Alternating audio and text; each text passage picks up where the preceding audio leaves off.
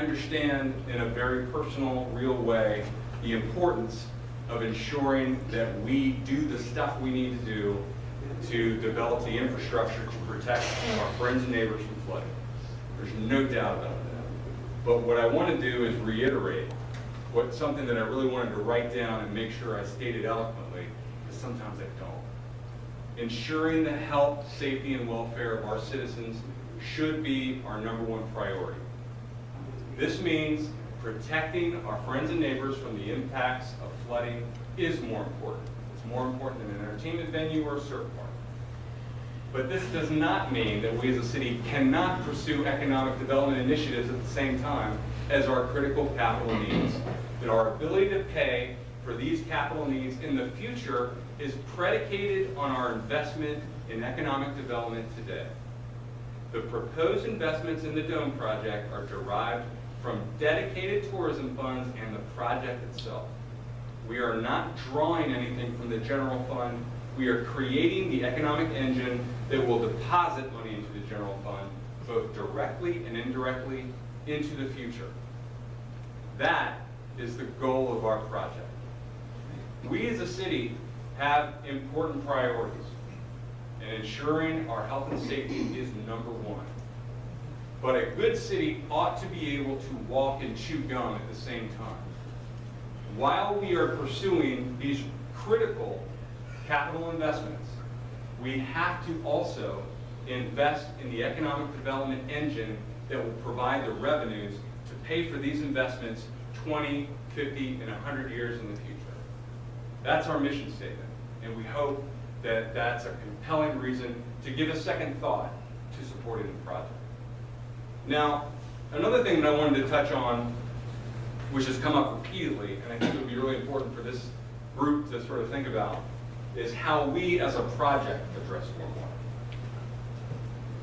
Now, there are some folks in this room who are super smart who have messaged me about Central Beach drainage, and as someone who drives in the Central Beach every day, and as someone who sees Joe Bellick walking up and down the Central Beach every day, I completely understand the issues that we have.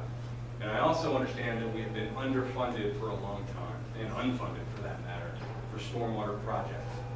And I know there's some folks in this room that are proactively working to change that. Some folks who just got elected who are going to be proactively trying to change that. We support those efforts. This project can also speak to stormwater in a meaningful way. A lot of folks sort of sarcastically say, oh great, you're going to build a surf park, maybe that'll hold all the flood water. Yeah, it is a lagoon. It is a large 3.5 acre depression in the ground that can accommodate stormwater runoff. In fact, the more stormwater we collect from around the project, the more efficient it is to operate the surf park. So not only will we have the ability to harvest rainwater on site by virtue of the surf lagoon, we intend to do what other surf parks do, which is recycle existing rainwater from the surrounding area and deposit it into that facility. That is a component of our project, and it's one that I think can have a meaningful and positive impact on the project. So, we anticipated some questions, so before you ask them, I want to try to ask them and pre-answer them in the hopes that maybe I do a better job before somebody gives me a really tough curveball question. But the comment that I always read online is, if this is such a good investment, why can't you foot the bill for it, developer? And I respect that. I really do. And the fact of the matter is, we could fit the bill for a typical oceanfront project. You know, a typical oceanfront project is a low-rise, stick-built, wood-framed, multi-family building with retail. It is a very traditional type of construction. It's very pedestrian, very mundane. We could do that. We could absolutely do that. But in order to create the structured parking, the experiential retail, the attractions, the transformative design, and the additional investment, there is additional investment needed to generate the revenue to sustain the project. So if we wanted a traditional project, we could do it. Not just us, anyone could do it. Any competent developer in the city of Virginia Beach develop another apartment complex and another tourist shop. That'd be very easy to do. But our project is designed to be transformative and to be dense to generate the revenues necessary to sustain not only us through our reinvestment with the city, but also generate the revenues necessary to put money back into the general fund. That is why city investment is appropriate for this type of project. Another question we get, why are you building a surf park next to the ocean? Do you realize that it's free to surf in the ocean? Yeah, we do. We're aware. That was a question that we asked ourselves in January of 2017, where a young guy named Joe LaMontagne came to us with this idea for a surf park. And I said to him, hey dude, it's free to surf in the ocean. And he said, yes, do you know what the average wave heights are in the ocean? And I said, no, I don't. I'm from Congo. I have no idea. 2 feet. Well, our surf park is unique in that it produces up to 6 feet of waves, up to 1,000 an hour, and is in and of itself an attraction that would attract surfers, not only from around the United States, but around the world. And we can talk about the viability of the surf park if you'd like to, if you have questions. I can talk to them face to face about it. But suffice it to say, we believe that this project is much better because of this really iconic blue boat in the middle of it. Folks also ask, why are we investing millions of dollars at the ocean front given sea level rise? This is a great question. This is a question that we and our lenders will ask ourselves repeatedly throughout the process. And the answer ultimately is that the oceanfront is a critical component to our city's economy. It has been since Princess Anne County merged with Virginia Beach. And it will continue to be. We are Virginia Beach. And until we're renamed Virginia Inland, we will continue to have a thriving tourist trade at our oceanfront. We are developing this project to be a resilient structure, not a stick frame building, but to be a steel frame building with concrete that will be resilient to storm. It's 2 blocks from the beach, and it currently has elevations of over 15 feet above sea level. That's why the dome site is unique. If you look at the topo right now, you will see 15-foot elevations on site.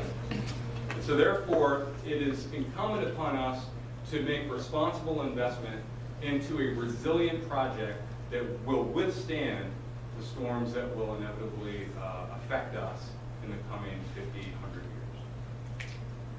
Last question that I've anticipated, what's the City Council voting on this Tuesday?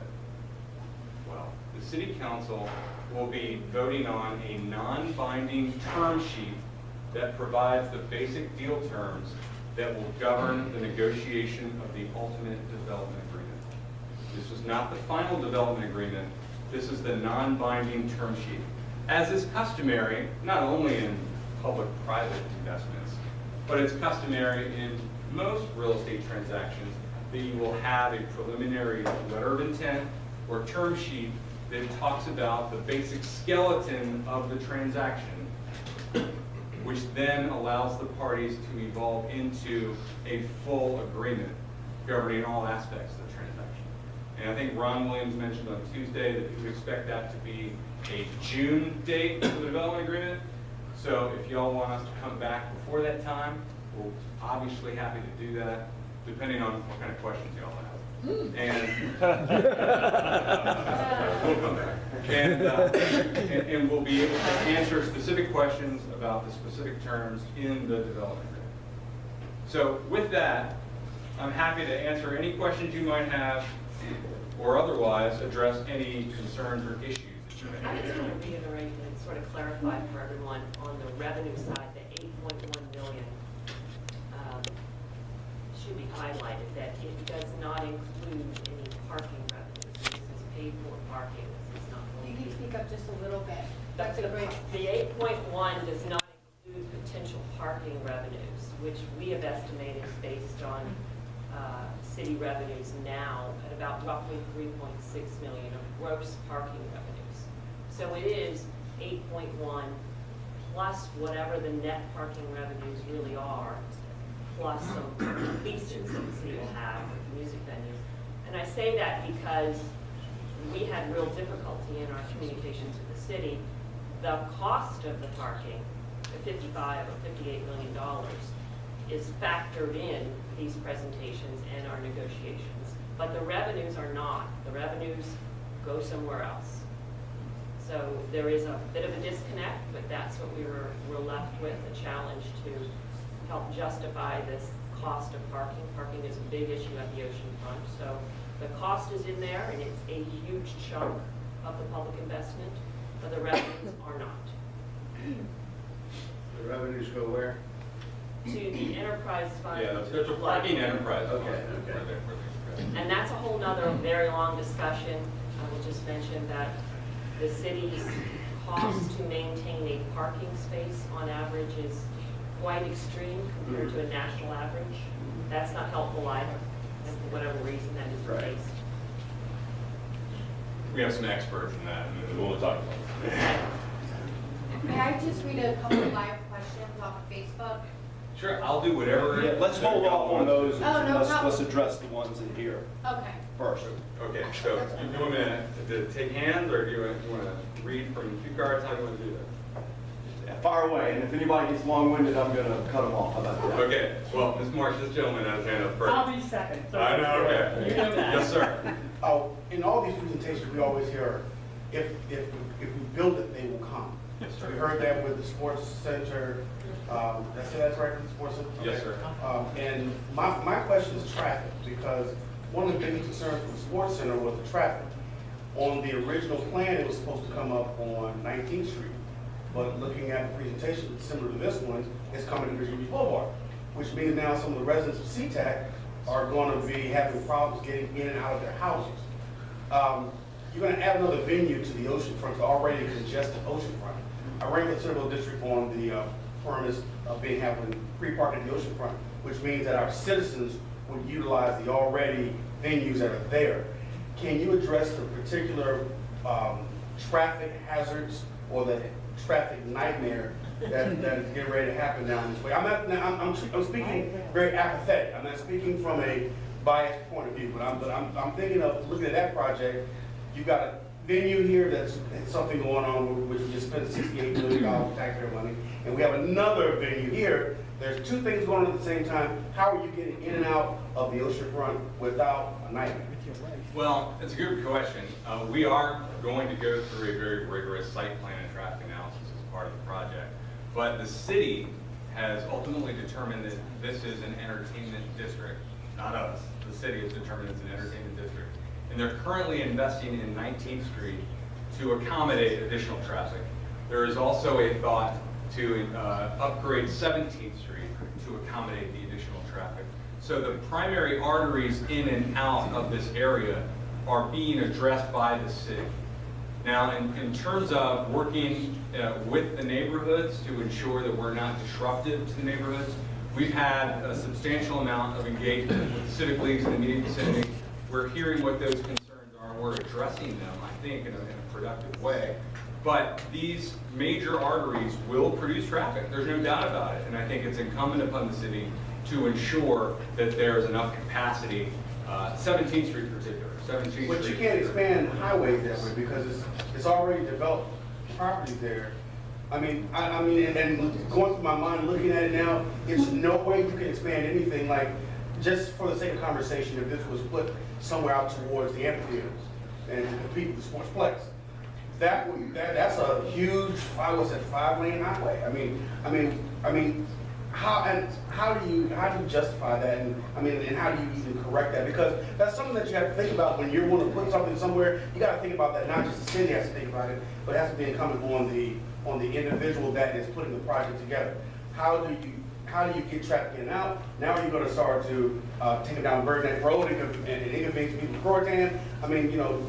What is the actual? I'm sorry, Dane. All right, We are going to address all of the traffic issues throughout the site plan and development agreement process. Your concerns are valid, but this is not unique. There is a number of coastal cities that have entertainment venues in dense development at the oceanfront. And so while there are logistical issues, I know that it is something that we can accommodate throughout the site plan process. Yes, Mike? Here you go, over here. I wanted to compliment you, Mr. Culpepper. Mike, you have always been very good at coming out and answering questions, and we have had multiple dialogues, Thank you. and we've had multiple messages, and so it's just really interesting to me because I really want to find out about Barry Knight's bill that just got submitted to the legislature Sure. for bond money, because I look at this and I see all the tip money that is going to flow into this. The tip already has $22 million in annual debt service that they have to pay off. $22 million for the aquarium and various things. And you say they have about $30 million in there. And we're skewing our budget to put as much money as we can into the tip fund, which is why I think we have a 12-year backlog on maintenance of our stormwater. But at the same time this is all coming up, on the same night, we have the Dewberry report. And the Dewberry report, the action plan says, consider issuing revenue and/or general obligation bonds to support capital needs for resilience investment, which is flooding. So at the same moment, we are asking all of us taxpayers to take out our credit card, our debt ability up to 10%, not to affect our AAA rating bond. We're coming in and saying, oh no, we need to use some of that debt capability for this. And I'm saying we should defer this. We should slow this down long enough to absorb the Dewberry report and make sure we're not building and causing a problem, because everyone in stormwater I've talked to and Public Works talks to is aware of this picture that I hold up, that probably, as you say, might be the worst case scenario of NOAA, the National Oceanographic and Atmospheric Association. But we've had flooding down there. There was flooding there 2 days after they passed the CIP. So please, tell us how this is covered by the TIP fund, because it seems like we're using our borrowing capability to create this lovely structure. Do you work at NPR? I probably should. I really call the diamond. All right, so with regard to the image that you showed on social media that showed the oceanfront inundated with flood, Yes. the NOAA image, I believe that it was presented that was from 2100. 2100? But you're talking this is going to last 80 years and we're going to get money from this. Yes, ma'am. But I think the quote was unlikely but possible scenario. So yeah, it is possible. Many things are possible. It is possible that we are all underwater. It's possible that half of the country succeeds over the course of the next several years. It is a very legitimate concern. It is legitimate to bring it up like we brought it up, because of sea level rise will negatively impact oceanfront property. It is demonstrated to do that already. However, the location of this property, 2 blocks from the oceanfront, 15 feet above sea level, is a unique location and one that will be built resilient to any potential flooding impacts in the future.